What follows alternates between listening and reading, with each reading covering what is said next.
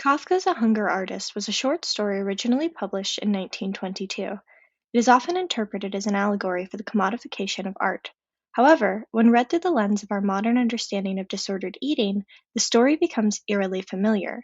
It becomes a shockingly accurate depiction of someone suffering from an eating disorder. A Hunger Artist becomes especially accurate when read in the context of how mental illness, especially eating disorders, manifest in the digital age. Shocking for a story published in 1922.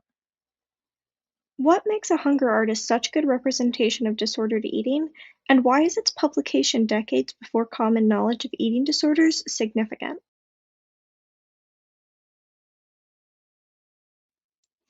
A Hunger Artist tells the tale of a performer whose art is his own starvation. He fasts for days on end to entertain towns of people. However, as starvation artistry falls out of mainstream popularity, the Hunger Artist joins a circus as a minor sideshow, where he is largely ignored and starves himself to death.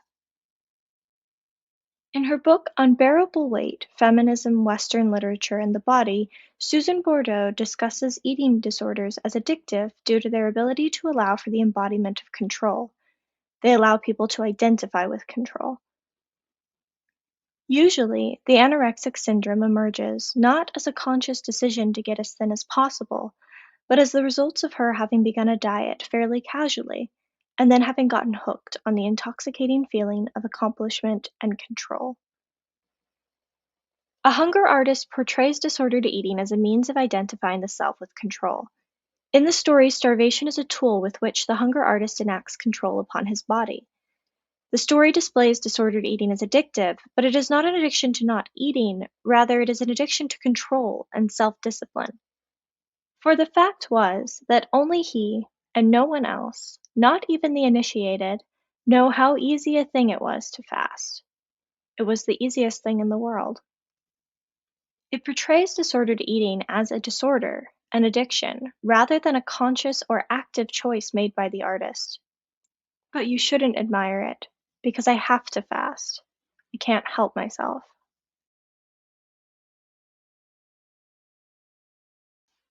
A Hunger Artist accurately represents disordered eating in the digital age through its presentation of perception and performance as complicating factors of mental illness. In today's day and age, social media is pervasive and demands constant performance. In Irving Goffman's book The Presentation of Self in Everyday Life, he presents the self and human interaction in the context of theater, claiming humans have a front stage behavior and a backstage behavior depending on if we are being perceived. The constant perception of social media and the digital age blur the lines between these two selves. This constant need to perform your identity, market yourself to the masses, means that our very identities are commodified. Disordered eating allows you control over your narrative. You get to decide how you were commodified under capitalism, rather than just being objectified unwillingly. The Hunger Artist's disordered eating is not fueled by attention. In fact, he is the only one who can truly know he is fasting. And he does not stop fasting when the attention disappears. His disordered eating is not fueled, it is complicated by attention. Due to him being a performer who is watched 24/7, he is constantly being perceived by others. Fasting provides him a way to control the way he gains attention. It gives him agency over his own commodification under capitalism, which is an oppressive and driving force in the story.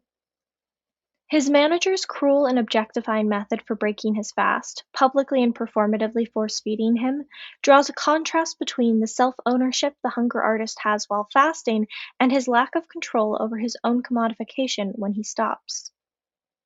The crowd broke up, and no one had the right to be dissatisfied with what he had seen. No one but the Hunger Artist. Always only he. So what does this all mean for us today? Firstly, A Hunger Artist presents an avenue to help people consider how they identify with certain behaviors, and possibly help us consider healthier versions of selfhood.